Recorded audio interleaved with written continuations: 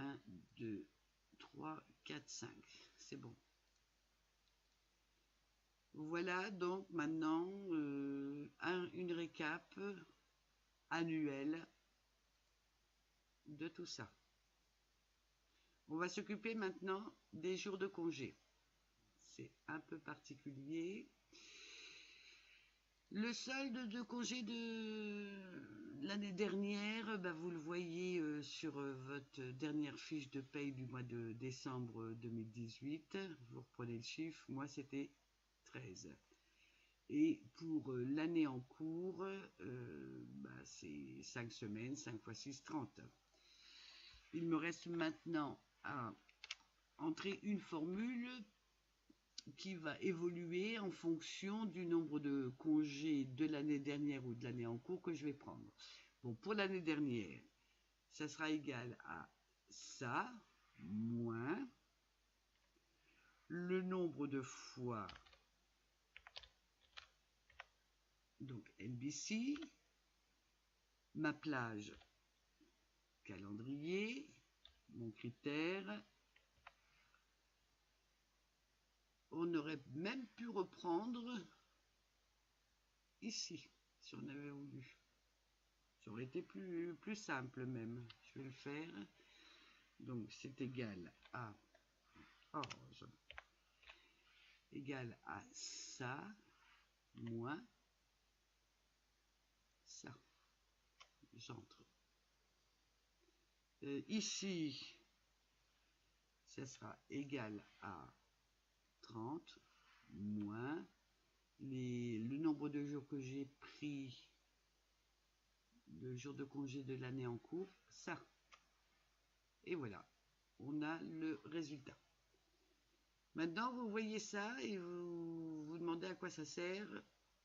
Un tableau de bord est destiné aussi à vous donner des informations à partir de l'interprétation qu'il fait de ça.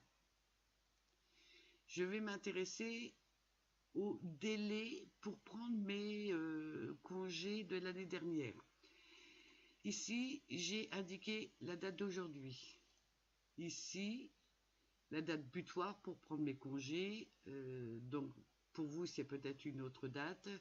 En ce qui me concerne, je dois épuiser mes congés avant le 31 mai 2019.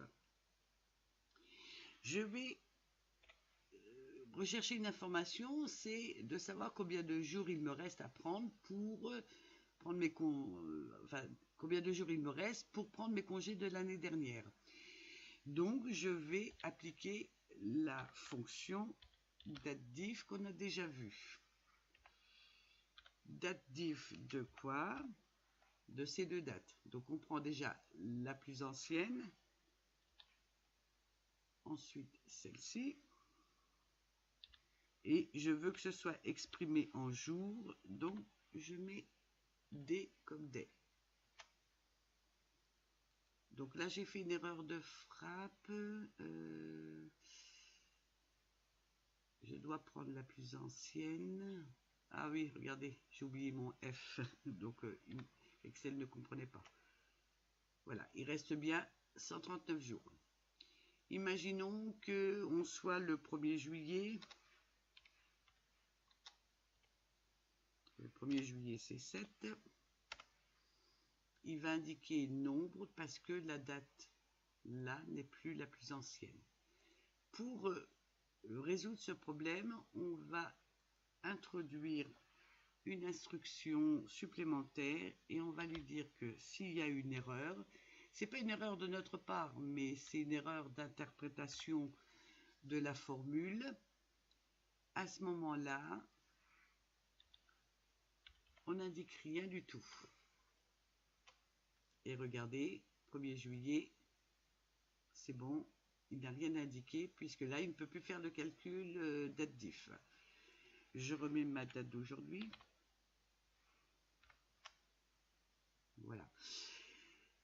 Ici, parce que je ne veux pas afficher ici, je vais supprimer ça, je ne vais pas afficher 139, quoique on pourrait à la limite. Je vais afficher un message de façon à ce que ce soit plus parlant. Et le message sera en fonction du fait que mon délai est dépassé ou pas. Donc je vais poser une condition. Je vais dire si date diff est supérieure à 0, alors tu me mets le message suivant. Il reste espace, je ferme mes guillemets, et ça veut dire que ça concaténaire, ça réunit différentes valeurs alphabétiques ou numériques pour la transformer en une valeur alphabétique. Et ben quoi, ça, et j'ouvre mes guillemets, un petit espace pour que 139 soit séparé du reste de la phrase. Donc il reste 139 jours pour prendre les congés de l'année dernière.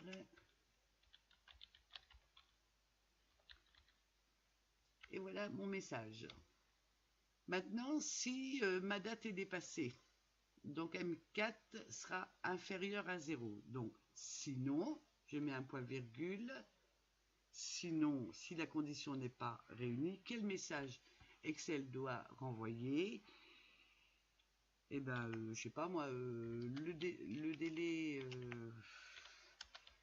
délai pour prendre les congés de l'année dernière est dépassé. Hop, je ferme mes guillemets et je ferme la parenthèse pour fermer la formule si. J'entre, c'est bien, j'ai pas fait d'erreur de frappe. Maintenant, ça, je veux que ça s'affiche dans la forme. À ce moment-là, je vais dire que la forme est égale à M5. Voilà. Je mets... est-ce que je peux le mettre en blanc? Je pense que oui. Voilà, on peut grossir. Dernière petite chose. Ici, donc, j'ai marqué supérieur à 0. Imaginons qu'on soit le 31 mai.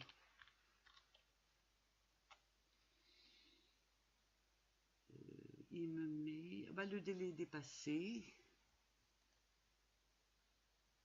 Si je mets le... Aujourd'hui, c'est bon.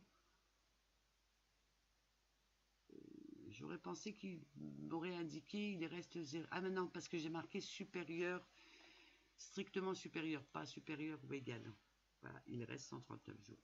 Maintenant, je mets ça au-dessus pour cacher. Déjà, d'une part, pour cacher et surtout pour ne pas supprimer ces données. Si je fais une fausse manip, je risque de foutre en l'air toutes les autres formules. Vous voyez que ça dépasse encore ici. Je ne vais pas agrandir ma forme. À ce moment-là, je ne m'embête pas. Je vais cacher ma colonne. Voilà, votre tableau de bord est pour l'instant terminé. Vous pouvez mettre d'autres informations que vous voulez. On aura peut-être l'occasion de voir ça.